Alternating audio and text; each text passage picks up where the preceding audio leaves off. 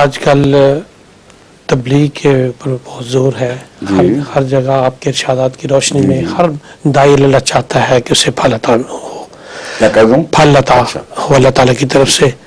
لیکن جب رپورٹس میں وہ بتاتے ہیں تو اس سے یہ ہوتا ہے کہ دوست جو ان کے زیر تبلیغ ہے وہ قریب آتے ہیں، نمازیں بھی ساتھ پڑھ لیتے ہیں، کتب بھی پڑھتے ہیں. اس کے بعد ہر قسم کی ہماری مجالس میں اٹینڈ کرنے کے بعد اور مہینوں گزر جاتے ہیں ان کے ساتھ تو وہ بیٹھ کر کے داخل ہوتے ہیں. لیکن دوسری طرف یہ ہے کہ 2-3 میٹنگ میں وہ اپنا فیصلہ کر کے فوری آ کے کہتے ہیں کہ ہم بیٹھ. لیکن جو مہینوں گزر جاتے ہیں ان کو مبشر خوابیں بھی آ جاتی ہیں، اس کے باوجود بھی وہ جماعت میں بیٹھ کر کے شمولیت نہیں کر. اس بارے میں پیارے آقا کوئی ارشاد فرمائے کہ کیا اس کی صورت حال ہوتی ہے؟ جواب میں آپ کی طرح اس سٹائل سے بات شروع کرتا ہوں کہ پیارے عبداللطیف خان صاحب، یہ جو بات آپ نے پیش فرمائی ہے یہ تجزیے کی محتاج ہے.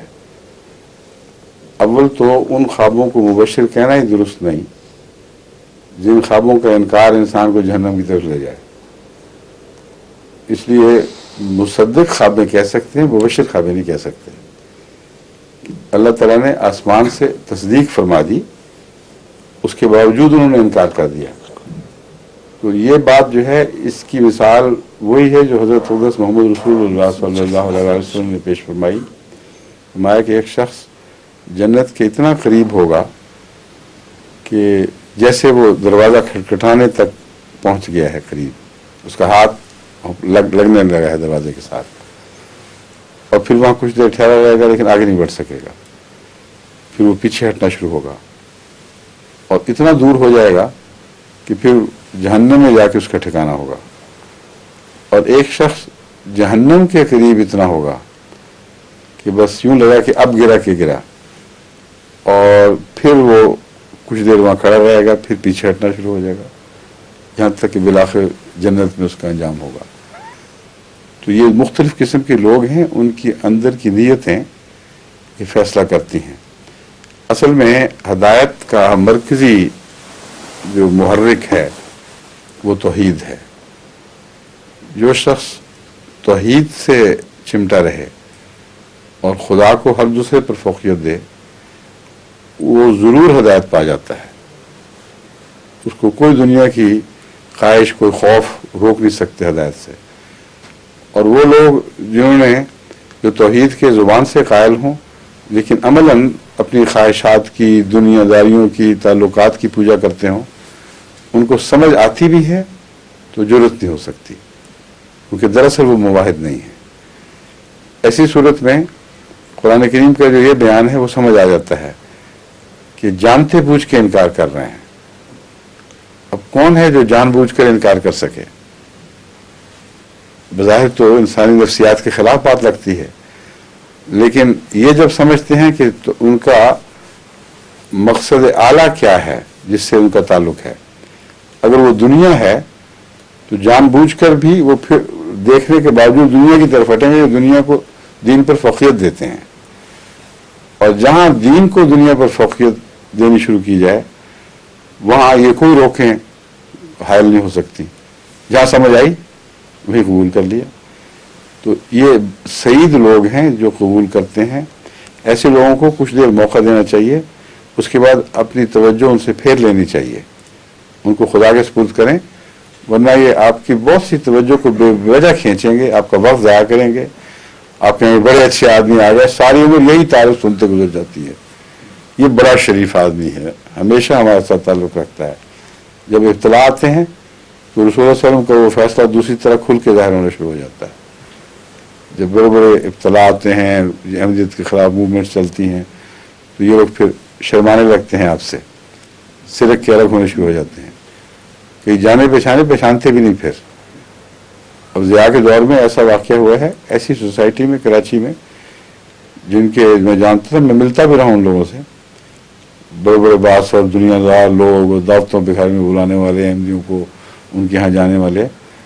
وہ ابتلا کا جب دور شروع ہوا ضیاء کا تو کچھ جب آگے بڑھ گیا تو وہ صاحب جو مجھ سے تعارف کرواتے رہے تھے ان کو بڑا حسرت کا خط آیا کہ وہ تو اب پہچانتے ہی نہیں، کمی کترا جاتے ہیں.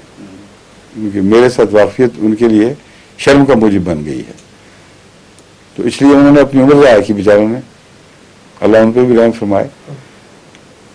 شریف لوگ, احمدی دوست, احمدیت نواز کہلانے والے, کیونکہ ڈرتے دنیا سے تھے, عبادت دنیا کی کرتے تھے, اس لیے ان صاحب کا یہ تاثر بہت اچھے لوگ ہیں جن میں موو کر رہا ہوں.